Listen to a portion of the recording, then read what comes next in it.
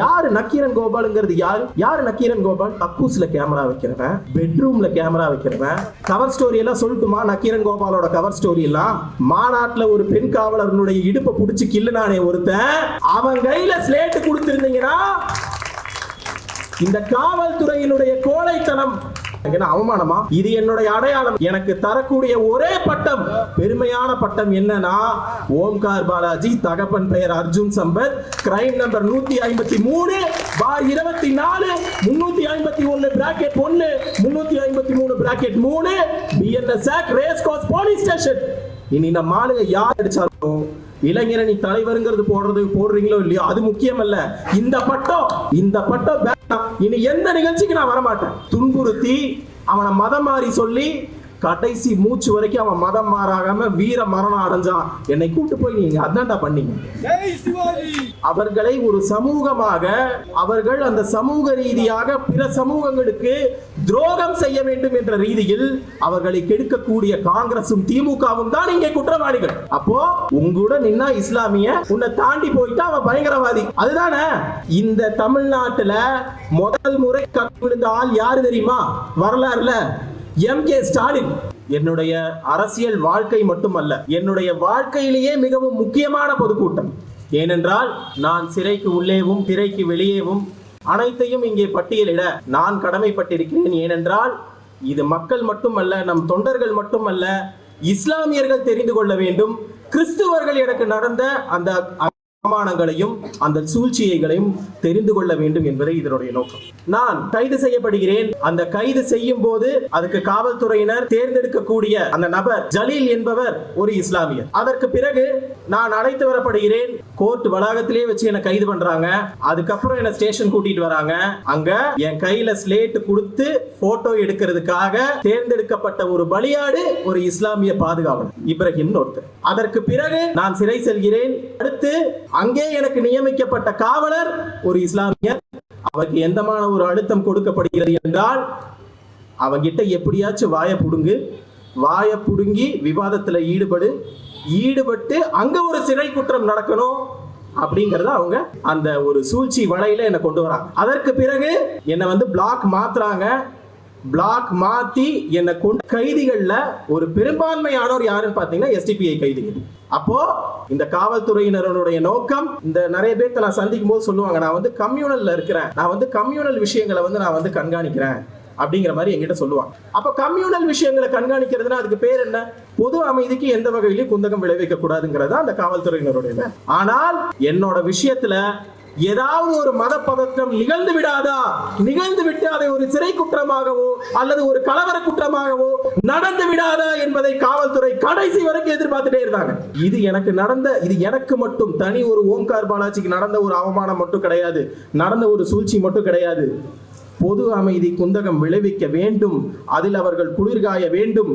என்ன சொல்லுவாங்கன்னா, பாஜகவினர் தான் ஒரு கலவரத்தை ஏற்படுத்தி அதுல அறுவடை ஓட்டு அறுவடை பண்ணிக்குவாங்கிற ஒரு பொது குற்றச்சாட்டு அனைத்து ஆர்எஸ் பாரதி ஊடகங்களும் இதை பதிவு பண்ணுவாங்க.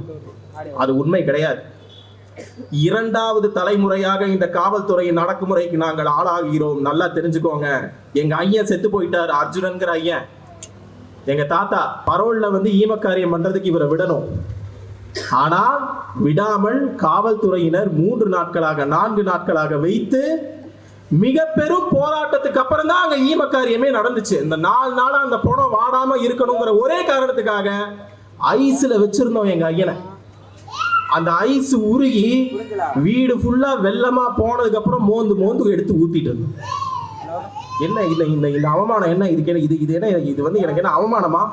இது என்னுடைய அடையாளம். நான் படிச்சு பிஇன்னு ஒரு பட்டம் வாங்கி இருக்கிறேன், படிச்சு எஸ்எஸ்எல்சின்னு ஒரு பட்டம் வாங்கி இருக்கிறேன், படிச்சு ஹெச்எஸ்சின்னு ஒரு பட்டம் வாங்கி இருக்கிறேன். ஆனால் அதையெல்லாம் எனக்கு பெருமையை தரல. எனக்கு தரக்கூடிய ஒரே பட்டம், பெருமையான பட்டம் என்னன்னா, ஓம்கார் பாலாஜி, தகப்பன் பெயர் Arjun Sampath, crime number 153/24 351 bracket 1 353 bracket 3 BNS act race course police station. இனி நம்ம ஆளுங்க யாரு என்னுடைய பேர் அடிச்சாலும் இளைஞரணி தலைவருங்கிறது போடுறீங்களோ இல்லையோ அது முக்கியம் அல்ல.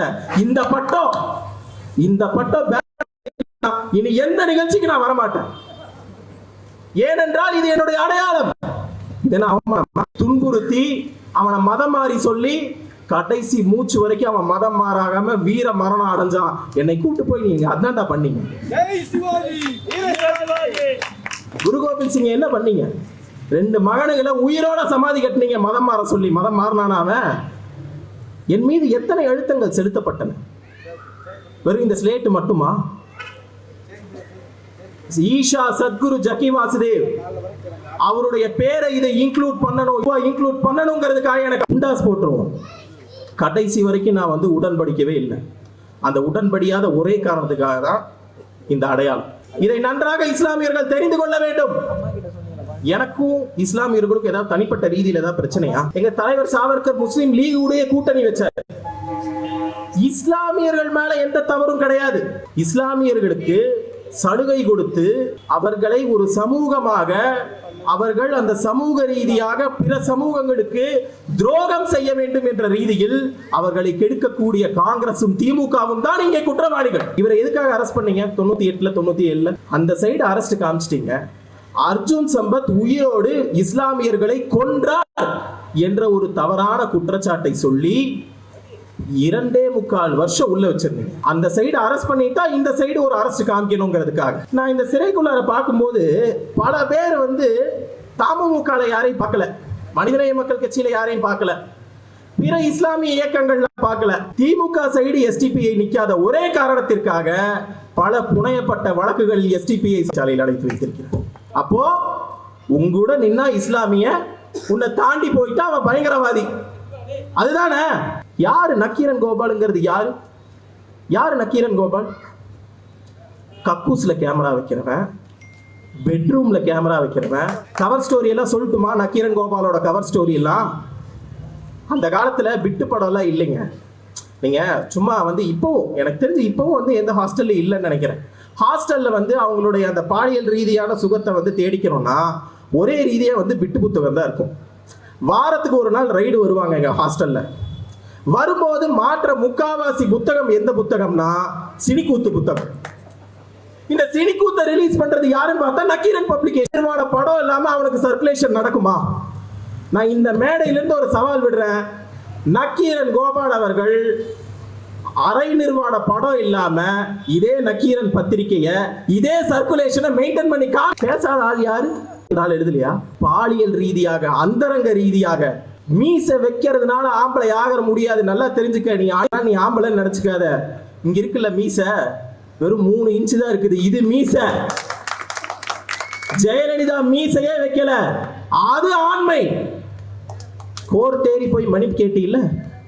2 தடவை கேட்டீல்ல? கேட்டியா இல்லையா? நான் எந்த கோர்ட் படி ஏறி மன்னிப்பு கேட்கறதுக்கு அதே கோர்ட் படி ஏறி மெட்ராஸ் ஹைகோர்ட்ல மன்னிப்பு கேட்கறியா இல்ல ஜெயிலுக்கு போறியான்னு உடனே எழுதிட்டு வந்துட்டான் லெட்டர். இது வீரமா? இதுக்கு எதுக்கு அந்த மீச? எதுக்கு அந்த மீசன்னு கேட்கிறேன்.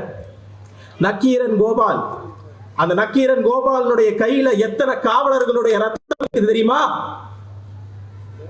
வீரப்பன் விஷயத்துல பல காவலர்களுடைய மரணத்திற்கு காரணமான நக்கீரன் கோபால் வீரப்பனுக்கும் அல்வா கொடுத்து, போலீஸ்காரங்களுக்கும் அல்வா கொடுத்து, வீரப்பன் கிட்டையும் காசு வாங்கிட்டு, போலீஸ் கிட்டையும் நற்பெயரும் அதிகாரத்தையும் வாங்கிட்டு, 2 பேர்த்துக்கும் அல்வா கொடுத்து வீரப்பனுடைய சாவுக்கும் காரணமாயி, பல போலீஸ்களுடைய சாவுக்கும் காரணமாயி 2 சைடும் அல்வா கொடுத்து, இப்படிப்பட்ட ஒரு ஆளையா வந்து நீங்க வந்து காப்பாற்றணுங்கிறதுக்காக நான் பேசிட்டேன்னு சொல்லி என்னை கொண்டு போய் உள்ள வச்சு இதே மும்மரத்தை இதே கோவை மாநகர காவல் என்னையை வந்து பிடிச்சாங்க இல்லையா? அந்த தீவிரவாதிகளை, அந்த திட்டம் தீட்டினவங்களை நீங்க பிடிச்சிருந்தீங்கன்னா மரியாதைக்குரிய கோவை மாநகரத்துறை வந்து ஒரு ஸ்காட்லாந்து யார்டுக்கு இணையானவங்கிறத வந்து நாங்க ஒத்துக்கிட்டு இருந்திருப்போம். தீவிரவாதிகளை இவங்க பிடிச்சாங்கன்னு நினைச்சுக்காதீங்க. தீவிரவாதி பிடிச்சது யாருன்னா என்னையே. ஏன்னா இவங்க நோட் பண்றதெல்லாம் எங்களையே தான். ஓம்கார் பாலாஜி எங்க போறாரு, ஓம்கார் பாலாஜி என்ன பண்றீங்க, எங்க போய் சாப்பிடுவீங்க, உங்களுடைய உணவு பழக்கம் என்ன, எங்க உங்களோட ஃப்ரெண்ட்ஸ் என்ன, எல்லாம் சரி. நாங்க என்ன பதிவு போடுறோம், நாங்க என்ன பேசுறோம், நாங்க என்ன பண்றோங்கிறதுல அதுல காண்பிக்க கூடிய அந்த ஊசி முனையில் அளவுனாவது அந்த அக்கறைய என்னையே வந்து பிடிச்சி ரைடு போன ஏரியாவில் நீங்க காமிச்சிருந்தீங்கன்னா எத்தனை உதவிகள் நாங்க பண்ணியிருக்கிறோம் கோவை மாநகர காவலுக்கு. எங்க குடும்பத்துல 3 வருஷம் குடும்ப தலைவன் இல்லாம நாங்க இருந்தோம். எதுக்காக? செல்வராஜ் என்ற அந்த காவலரின் உடலை மீட்டு தந்த அந்த பாவத்திற்காக 3 ஆண்டுகள் இந்து மக்கள் கட்சியின் தலைவர் சிறைகளிலே அவருடைய நாட்களை கழித்தார். எத்தனை உதவிகள், எண்ணிலடங்கா உதவிகள். நான் காவல்துறைக்கு எதிராக எங்க ஒவ்வொரு பிஎஸ்ஓனுடைய கல்யாணத்துல போய் நாங்க சீரு வச்சு எங்க வீட்டு கல்யாணம் மாதிரி நாங்க கொண்டாடி இருக்கிறோம். எங்க வீட்டுல அரிசி ஊற வைக்கும் போது காவலர்களுக்கும் சேர்த்து ஒரு படி அரிசி எப்பவுமே எங்களுடைய வீட்டு உணவு திட்டங்களில் இருந்திருக்கிறது. யாரு நாங்க என்ன போலீசார்களுக்கு எதிரானவங்களா? அவ்வளவு ஓம்கார் பாலாஜி மேல உங்களுக்கு வன்மம் இருந்திருந்தால், நான் காவல்துறையை பத்தி பேசுறேன்னு இருந்தா, நீங்க அந்த வன்மத்தை காண்பிக்கக்கூடிய இடம் எது தெரியுங்களா?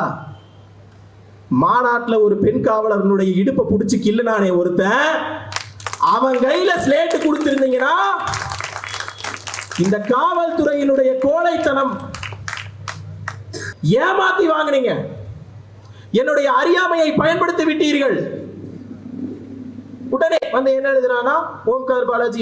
டேய், ஓம்கார் பாலாஜி கக்கூஸ்ல விழுகிறது அப்புறமே இருக்கட்டும். இந்த தமிழ்நாட்டுல முதல் முறை கக்கு விழுந்த ஆள் யாரு தெரியுமா? வரலாறுல எம்.கே. ஸ்டாலின்.